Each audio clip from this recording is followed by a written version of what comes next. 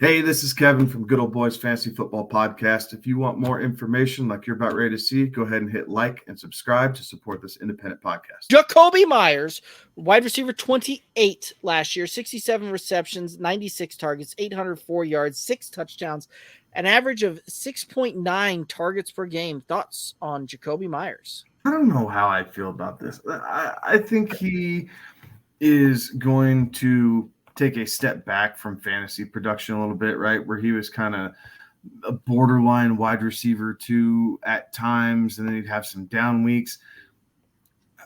I feel like he's going to have more down weeks than up weeks here with the Raiders, just because as confident as Derek is with Jimmy G and Davante Adams, I'm a little bit more skittish, right? Like I'm just not settled yet on how I feel about that. And with Jakobi Meyers, I think he'll have a couple nice games. He's a best ball piece that I would add, but he doesn't score a lot of touchdowns. So that does or didn't, right? This might change now that he's in Las Vegas and doing something a little bit, different with the Raiders than what he was doing with the Patriots. But he's not a bad receiver. He's just a much better possession receiver than he is stretch the field, score the touchdowns. He doesn't high point the ball exceptionally well, but he does have really good hands, and he always seems to come down with the pass. So I think there's a use for that, but I'm not necessarily seeing high-end production. So I would say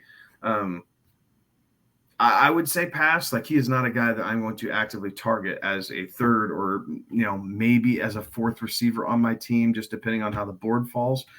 But I am not actively targeting him. I think I would go towards an offense who is a little bit more efficient and maybe even pass happy, or even spreads it around a bit more and doesn't get so wide receiver one focused.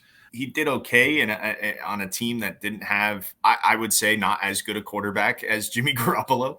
But he also didn't have, a Davante Adams there as well, to kind of overshadow him. Right. So you take the numbers that he had last year. And again, this new piece, new quarterback, like it's going to be different. I don't know that. I think what he had last year is probably high end for what we can expect for him this year. And because of that, like that wasn't all that great, right? Like it was fine. It was wide receiver 3, but that like you're really going to have to be saying a lot of prayers on Sunday to make sure that he helps you out.